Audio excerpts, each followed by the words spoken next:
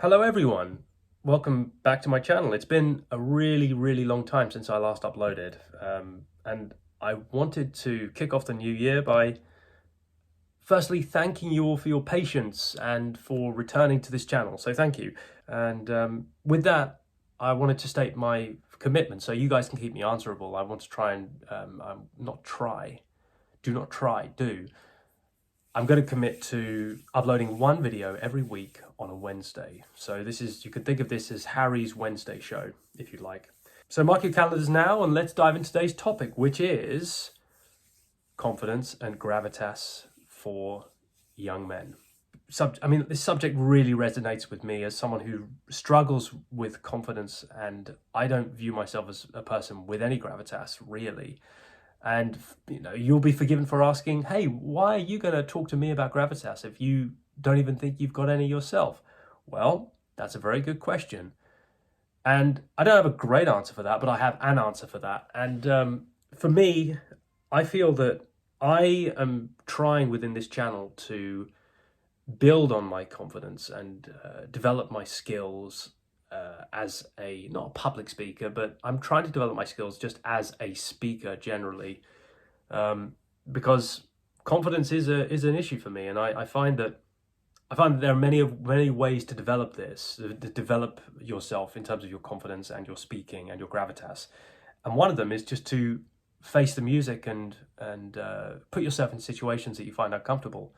So here we are. Number one, I'll start off, this is quite a basic thing, but it's so true. I'd say it's very important to firstly identify the things that you excel at and that you're good at and that you naturally have some talent for, and try and orient your life toward those things in some regard. I think honestly, if you bow out of not your dreams, but even worse, if you bow out of your passions, then I don't know, there's something very sad about that. And I think life's too short, in my opinion. So identify the things you're good at and do those things in order to cultivate the positivity that people give back to you. And that will give you more confidence, and that confidence will then bleed into your gravitas. That's what I think. Anyway. Point number two, embrace self-improvement. So confidence it's not a destination. You shouldn't think of confidence as a destination. You should think of it as a journey and a horizon that you sort of aspire to. And it's like something that you see yourself in the distance, and you're comparing yourself to a version that you see in the future. And if you can embrace the journey toward that, and don't beat yourself up, don't think that you're failing when you fall short. It's not about the destination. It's about facing, to hijack an expression coined by Dr. Peterson. It's about facing the inner dragon and doing so in a forthright manner, and you got to just keep on coming back for it. So yeah, that continuous effort to better yourself, it'll naturally boost your confidence. So I'd say embrace the journey and embrace self-improvement. That is point number two. Point number three, and this is something that I absolutely, I'm trying to get a handle on as well. It's embrace your body language. And this is really important because you're giving off so many signals with your body and how you communicate, non-verbal communication. And you're communicating with how you carry yourself. And if you can master your body language and be aware of your posture and your gait and your style of speaking, I feel that if you can improve on these things by talking in front of a mirror, or by talking in front of a camera and opening up a channel, or talking to your friends more and having honest conversations and looking people in the eye as well, that's a really good one, then you'll get very honest feedback from people, and from there you'll be able to improve your posture. And also, I will say this, very, very important. Physical activity is a very important thing for helping your posture. Because, if you slump your shoulders, I mean, it does tend to mean that you're shrinking and you're trying to diminish your presence as a person, and that gives off that signal to people. So how to battle that? I'd say join a karate class or mixed martial arts. Wrestling is fantastic. I wish I had a wrestling class that was near me, but sadly I do not. I'm stuck with karate. But yeah, if you can find a class full of guys who are good at wrestling, I find that male camaraderie will really build you up and make you feel like you're part of a tribe, for lack of a better word, and that will inflate you and make you feel like you've got air in your lungs and wind in your sails. So that is point number 3: master your body language. Okay, point number 4: developing effective communication skills. Confidence is definitely it's amplified and it's aided by your communication skills. So if you can work on expressing yourself confidently and concisely, and pay attention to your tone and to your gait and to your verbal tics, try and reduce those, then it'll have a huge impact on developing your confidence and your gravitas, because people will pay more attention to you and give you more positive feedback, which will then feed into your confidence and your ability to communicate better in the future.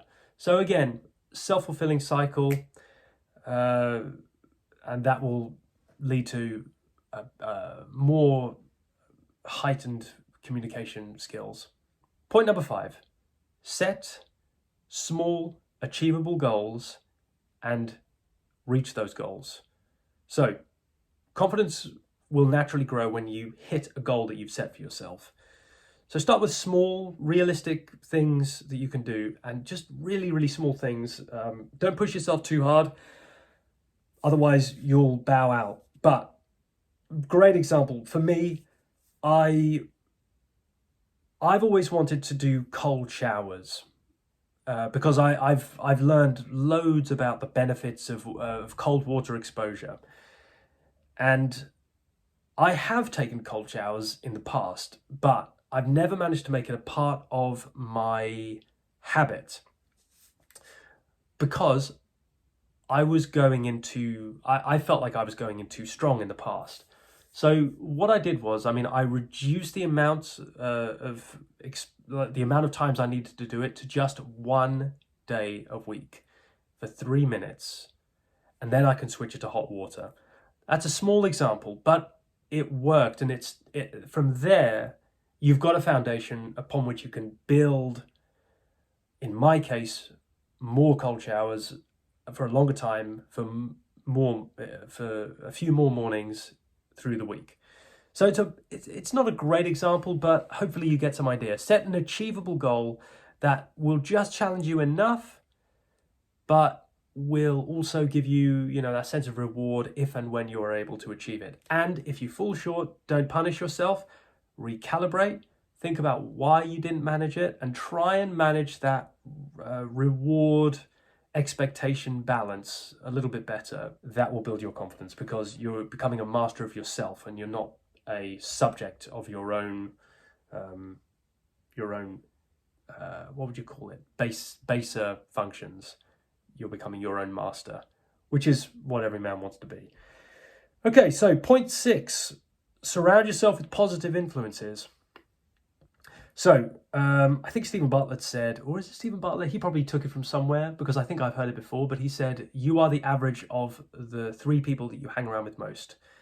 And that is very true. So the company you keep really matters. You want to surround yourself with positive, supportive people who will uplift and inspire you and foster your goals and your dreams. Their positivity will rub off on you, and your positivity will in turn rub off on them, and you all lift each other up. And to my final point, point number 7, embrace failure as a learning opportunity. And I think I've alluded to this a few times in this video, but I'll come back to it in more detail here. Confidence isn't about never failing or never living up to your plans or your strict regime. You will fail, and you will get rejection, and things will go wrong. You've got to acquaint yourself with that sense of failure, and just think it's part of the process. And just think, you should also, I mean, one psychological trick I do when something disappoints me is that I try and think, well, I'm at least living, and I'm at least attempting to look up and strive towards something. And you should wear that as a badge of honor. So failure will 100%, failure comes with the territory of self-improvement.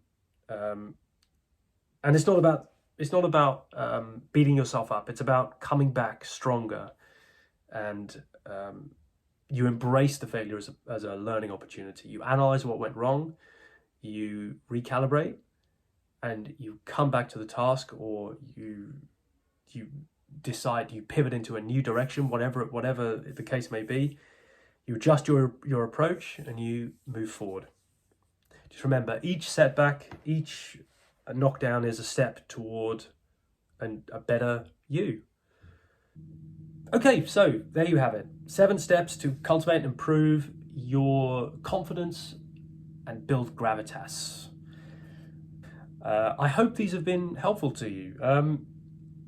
And if you found the video helpful, or if you have any tips of your own, and also if you have any suggestions for next week's video, then please leave a comment down below. I'd really appreciate it. All right, well, until next time, you guys stay confident, stay happy, stay classy, and I will see you on the other side. All right, ciao guys, bye-bye.